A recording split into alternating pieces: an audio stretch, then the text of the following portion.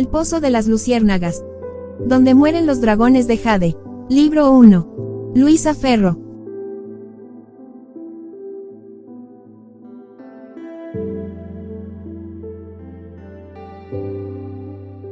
(22) Cuando llegamos a la farmacia del Pez de Oro, todo era silencio. Del portalón de piedra que albergaba las macizas puertas de madera colgaban cintas negras y había varios carteles en los que se podía leer: "No os acerquéis. Estamos contaminados". Agua Clara, la criada de madre, nos esperaba en el pórtico para recoger nuestro equipaje y llevarlo a una habitación del dispensario. El resto de la casa se encontraba aislado por completo de la farmacia para evitar contagios. Los fogones del laboratorio estaban a pleno rendimiento. El intenso aroma del ruibarbo hervido y el del mahojen se mezclaban con el perfume del ajenjo, que ardían en varios quemadores de bronce. No salieron al encuentro los hermanos herboristas con gesto afligido. Su rostro reflejaba el cansancio y la preocupación. Long Bao nos guió hasta uno de los cuartos de la enfermería donde estaban atendiendo a mi hermano. La oscuridad era casi total. Tan solo las pequeñas velas del altar que habían erigido a la diosa de la viruela emitían un leve fulgor. El fuerte olor orgánico de las ofrendas de rabo de cerdo crudo y el de los gusanos de seda me revolvió el estómago. Ni siquiera la nube de incienso mitigaba un ápice el hedor. Un grupo de monjes oraban en un rincón. El cántico repetitivo de los sutras semejaba el vuelo de un enjambre de insectos. Mis ojos se detuvieron en madre, arrodillada frente al altar. En un primer momento no me di cuenta de que sostenía al niño desnudo en brazos. Parecía que estuviera ofreciéndoselo a la diosa. Jamás la había visto tan demacrada. Dos sombras moradas surcaban sus ojos y una palidez extrema contrastaba con sus ropajes rojos, el color que se usaba para espantar a los demonios de la enfermedad. En cuanto me vio, elevó a mi hermano inerte para mostrármelo. «Hija mía», reclamó con desesperación. Me arrodillé frente a ella y mis ojos se clavaron en el rostro del pequeño Locke. Me quedé horrorizada al contemplarlo. Tenía toda la piel invadida de ampollas oscuras y supurantes. Estaba azul, no se movía. «Madre», musité angustiada. Ella me clavó una mirada de ira contenida al tiempo que depositaba al bebé en mis brazos. Al contacto con mis manos, sentí su cuerpecillo helado. «Llegas demasiado tarde», masculló. «Los demonios se lo han llevado». Se cubrió el rostro con las manos en señal de duelo, pero no dejó escapar ni una sola lágrima. Los rezos de los bonzos y el sonido de los címbalos nos envolvían, se mezclaban en el aire con el olor de la enfermedad y la muerte. Estreché contra mi pecho el cadáver de mi hermano y lloré. Permanecí largo rato abrazándolo, despidiéndome de un niño al que apenas conocía. Lo imaginé ya crecido, alto y espigado, apuesto. Un médico noble y justo como nuestro padre. El hombre que jamás llegaría a ser. Long Yan, que había permanecido junto a mí arrodillado, me lo quitó de las manos y lo depositó en su cuna. Fue al elevar la mirada cuando vi un biombo cubierto de velos rojos. Tras él había dos catres. Me sobresalté al encontrar a la dama Lixu y a su criada Albaricoque yaciendo en aquellas camas. Estaban irreconocibles, la erupción había invadido hasta el último poro de su piel. Sus ojos eran dos ranuras a causa del peso de los párpados. Ambas eran presas de la fiebre y permanecían ajenas a cuanto las rodeaba. Reproché a madre que no me informara de que ellas también estaban enfermas. «No valen nada», masculló con desdén. «Además, la culpable de traer la pestilencia a esta casa ha sido esa sabandija». Señaló a Albaricoque. «Merece morir como la prostituta de su madre. Fue a cuidarla a una repugnante casa de té de los suburbios. Consiguió mi permiso bajo engaños. Me dijo que solo estaba acatarrada. Por la diosa de la misericordia, madre», susurré. «Es solo una niña, el deber filial la obligaba a cuidarla». Ella me dirigió una mirada pétrea. No seré yo quien mueva un dedo por ellas ni quien gaste plata en pagar a los médicos y curanderos. Cuídalas tú, si ese es tu gusto. Pero si la dama Lixu vive, no soportará la muerte de su hijo. Es demasiado débil de espíritu. Si los dioses se apiadaran de ella, se la llevarían para evitarle el terrible sufrimiento que implica sobrevivir a un hijo. Yo lo sé bien, y en cuanto a esa sucia esclava, si logras salvar el pellejo, la echaré de aquí a patadas. Ella es la culpable de la muerte de tu hermano. No lo olvides. Hice oídos sordos a la advertencia implícita que había tras sus duras palabras. Jamás negaría mis cuidados a ningún enfermo, menos aún a la dama Lixu, a la que quería como una hermana, y a la pobre albaricoque, que no había hecho otra cosa que servir a los demás desde su más tierna infancia. Longyan me ayudó a cuidarlas. Los hermanos herboristas también se ofrecieron a velarlas mientras yo descansaba. Les agradecí el gesto y aproveché para preguntar por la salud de mi padre. No hay grandes cambios en su enfermedad, me contestó Long Jie. El sobrino de la señora Zeng le ha recetado otro tratamiento. Ahora le dispensa un elixir que contiene mercurio. Dice que eso frenará los ataques. Cerré los ojos en un gesto de aprensión. El mercurio era un mineral bastante tóxico cuyos supuestos beneficios para el organismo estaban marcados por fuertes controversias entre herboristas y alquimistas. Necesitaba hablar con Li Rong. Tenía que concederme permiso para examinar a mi padre. ¿Se encuentra aquí?, pregunté algo escéptica, pues no lo había visto desde mi llegada. No, el joven salió de viaje el mismo día que Albaricoque cayó enferma. Un criado de confianza de la casa prepara el elixir que dejó prescrito y lo lleva a los aposentos del maestro. Él es quien vela por su cuidado. Dejé escapar un lamento de decepción. El muy cobarde había puesto tierra de por medio ante el peligro de contagiarse. Qué nobleza había en su corazón dejando a merced de la enfermedad a la familia de su tía. Necesito ver a mi padre. Fue más un mandato que un ruego. Eso no es posible, señora Cao. Él permanece aislado. No pasó la viruela. Me masajeé las sienes con las yemas de los dedos, llena de frustración. Sabría mi padre que su hijo había muerto. Llegó a conocer al pequeño Locke. ¿Hasta qué punto era consciente de lo que ocurría a su alrededor? Dormí a la cabecera de la dama Lixu. Su estado era crítico. Tenía los 6 órganos Fu y los 5 órganos Shang afectados. Ni siquiera le quedaban fuerzas para tomar los tónicos medicinales. Longyan veló a Albaricoque. La pobre permanecía en un duermevela inquieto y se quejaba en sueños. Ya de madrugada, Long Bao me despertó con un suave movimiento en mi hombro. La concubina ha dejado de respirar, me informó con un profundo coto. Nada se ha podido hacer por ella. Cerré los ojos invadida por una sensación de derrota indescriptible. Las palabras de madre resonaron dentro de mi cabeza. Si los dioses se apiadaran de ella, se la llevarían para evitarle el terrible sufrimiento que implica sobrevivir a un hijo. Sin embargo, prosiguió el herborista, la criada todavía está viva. Le he dado jarabe de amapolas para que duerma y no sufra. Las ampollas están a punto de reventarse. Si no se secan, también morirá. Miré hacia la cama donde yacía la criada. Longyan dormía con la cabeza apoyada entre las piernas. El cansancio lo había vencido. Lloré en silencio mi amargura, pero apenas había tiempo para la reflexión. La vida de Albaricoque estaba en juego. Me levanté de la silla en la que había descansado apenas unas horas y, tras presentar mis respetos al cadáver de la concubina, me encerré en el laboratorio. Leí ávidamente uno de los tratados sobre la viruela escrito por Ko Hong, un famoso alquimista. Tras la lectura, decidí añadir a la decocción de ruibarbo y mahojen una parte de gardenia y otra de gusanos de tierra para mejorar la fórmula de los hermanos herboristas. También les pedí que prepararan ungüento de plomo para que las pústulas se secaran.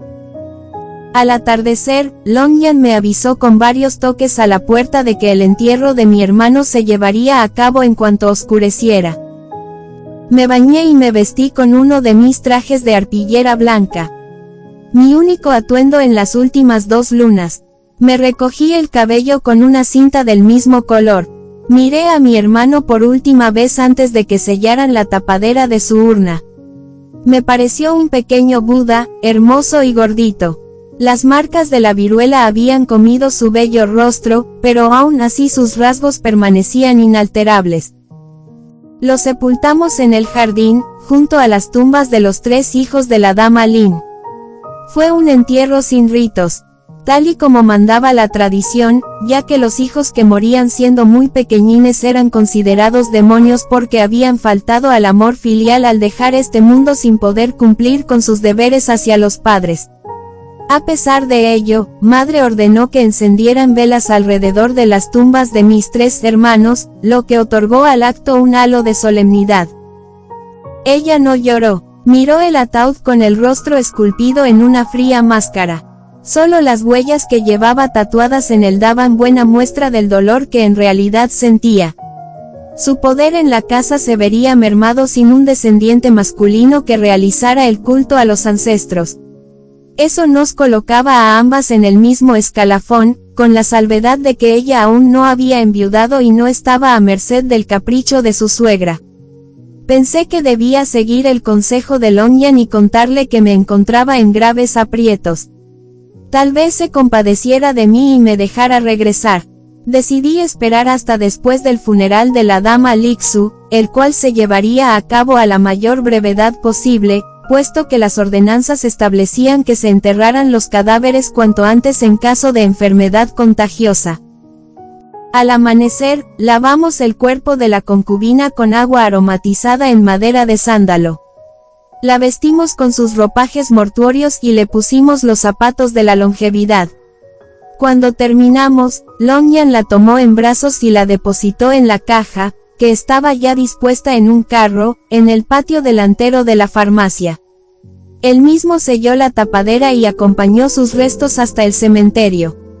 Un solo bonzo precedía el ataúd tocando un gong y exclamando, «Impuro. Impuro». Vi desaparecer el féretro por una de las puertas laterales, como correspondía a una concubina de bajo rango. Me acordé de mi madre. Habría sido su entierro igual de mísero que el de la dama Lixu. Sin ritos ni ceremonias, sin oraciones, sin ofrendas que quemar para llevárselas al más allá. Tras aquel amargo trago, madre y yo comimos en el laboratorio a solas. Ella debía permanecer aislada varios días más, hasta que la enfermedad se marchara, ya fuera cobrándose la vida de albaricoque o hasta que se le hubiesen secado y caído todas las costras. Me sinceré con ella y le conté todo. El malentendido sobre mi embarazo, las esperanzas que había depositado en mí la anciana dama y las presiones que estaba recibiendo. ¿Y cuándo piensas contarle la verdad a tu suegra, niña tonta?, cuestionó ella con el ceño fruncido. Después de los funerales de mi marido. Sé que en cuanto se entere de que no estoy embarazada, me echará del pozo de las luciérnagas. Tenéis que ayudarme, madre. Quiero regresar a mi hogar. Ella guardó un hondo silencio. Sacó su abanico y se dio aire. La miré fijamente. Buscaba, en aquellos ojos vacíos, una mirada de consuelo. El consuelo mudo que solo puede ofrecer una madre. Pero no logré encontrarlo. Percibí con una fuerza brutal que ella no me quería. Me lo gritaba mi corazón desde lo más hondo. Rompí su mutismo. No podéis negaros, soy la única descendiente de mi padre que queda con vida. Torció el gesto. Oh, sí, menudo tesoro, hija casada, agua derramada, dijo con cinismo. Podría vender a tu eunuco por más plata de la que jamás valdrás tú. Olvidas que además de una rama inútil, ahora eres una viuda sin hijos. Os juro que no seré una carga, madre. Puedo ejercer la medicina. Tengo algunas pacientes que pagan bien por mis servicios. Y estoy segura de que tendré muchas más si me permitís regentar una consulta aquí. Atenderé solo a mujeres y niños. Ella me pidió calma con un gesto. Se levantó despacio y tomó la tetera que ya humeaba en el hornillo. Mientras preparaba el té me fue hablando con esa calma tan característica en ella. Voy a contarte algo que nadie sabe todavía y que de estar tu hermano Locke vivo jamás habría sabido. Sirvió el té, se sentó y sacó una carta del bolsillo interior de su túnica de luto. Tu padre dictó sus últimas voluntades a un escribano cuando supo que su enfermedad no tenía cura. Lo hizo ante testigos y estampó su sello con su propia mano. En esta carta dice que, si algo le pasara a su único hijo varón, adoptaría a un joven para hacerlo heredero de su apellido y de todo su saber. Él será el legatario de las recetas familiares, de la consulta y de la farmacia. Un hombre que, por mediación de los dioses, podrá engendrar nietos varones que veneren a los ancestros de los Zen. Me llevé la mano al pecho sobrecogida. No podía creerlo. Extendí la mano con exigencia para que me permitiera ver la carta. Ella me la tendió con arrogancia. Tras leerla y corroborar que era cierto lo que madre decía, estudié los sellos. Eran los de mi padre, no cabía duda. Pero, a pesar de que adoptar jóvenes varones era una práctica corriente cuando no se tenían descendientes masculinos, jamás pensé que él haría tal cosa después de haberme casado a toda prisa y rechazar a Hyun-kun como posible candidato a heredero. Seguiría pensando igual si supiera que yo era ahora una viuda sin hijos y estaba desamparada. Tenía que ver a mi padre a toda costa. Él sí atendería mis ruegos. ¿Y quién será el joven heredero? Pregunté sin poder reprimir mi rabia y frustración, imaginando el nombre que saldría de su boca. Mi sobrino Lee Rong, al que quiero como a un hijo. Está a punto de licenciarse como médico y estoy segura de que será un digno sucesor de mi esposo. Pero eso no puede ser, madre. Exclamé indignada. El amor a vuestro sobrino os ciega. No es un buen médico. Mi padre se negó a tomarlo como alumno, jamás accedería a adoptarlo. ¿Acaso dudas del documento que tienes en las manos? Así de necia te has vuelto. El contrato de adopción ya está redactado, solo queda que Ron lo firme. Lo que hará sin dilación en cuanto regrese de Suzhou. Hablaré con la casamentera para que le busque una novia de buena familia, que haya recibido una excelente educación y que posea buenas cualidades femeninas, con anchas caderas de paridora. Los esponsales se celebrarán a la mayor brevedad posible. Negué con la cabeza, llena de impotencia. La astuta araña se había dado prisa en tejer su tela. El matrimonio tendría que celebrarse antes de que mi padre muriese para así no tener que esperar los 2 años de luto oficiales en los que no permitirían casarse al heredero. Ella había convencido a mi pobre padre para tomar esa decisión. Se aprovechaba de su debilidad, postrado como estaba por aquella penosa enfermedad. Mas yo no había pronunciado todavía mi última palabra. Lo que a continuación tenía que proponerle me dolió más que una cuchillada en pleno corazón. Sabía que me humillaba a mí misma sugiriendo algo así, pero no veía otra salida si quería que el apellido Zeng y el prestigio, tanto de mi padre como de 5 generaciones de médicos antes que él, se viese arrastrado por el fango por culpa de la ineptitud de Lee Rong. Madre, dije con un hilo de voz y la mirada hundida en el suelo, yo estaría dispuesta a unir mi destino al de vuestro sobrino. Nuestros hijos llevarían la sangre de mi clan. Estoy segura de que padre lo aprobaría. Ella dejó escapar un par de risotadas agrias antes de mirarme con una mueca pretenciosa. Ron jamás cargará con una viuda. Ya le he echado el ojo a la hija de un rico comerciante y sé que la señora Chen no tendrá problemas en arreglar el matrimonio. Pero yo no tengo a dónde ir, dije al borde de las lágrimas, intentando con ello que se compadeciera de mí. Si regresas aquí, me veré obligada a buscarte otro marido. Y no todos los hombres desean meter en su casa una mujer a la que se la considera gafada por haber perdido a su esposo. Ya no eres la muchacha pura que salió de esta honorable casa, Akame. Solo un campesino, un patán o un carnicero se atreverían a cargar contigo. Ahí vi realmente a la que tenía que llamar madre. Una mujer calculadora, fría y sin corazón. Puede que yo no fuese realmente de su sangre, puesto que no me había parido, pero ella misma me crió para bien o para mal. ¿Cómo era posible que no tuviera ningún sentimiento bueno hacia mí? Hasta una perra sentiría cariño por una cría de gato si la hubiese amamantado. La miré con furia. ¿Por qué me odiáis, madre? No me mires así, mi pequeña Gihyu, respondió con petulancia. Aunque ahora te resulte imposible de entender, tengo sobrados motivos para no quererte en esta familia. ¿A qué se refería? ¿Qué motivos eran esos?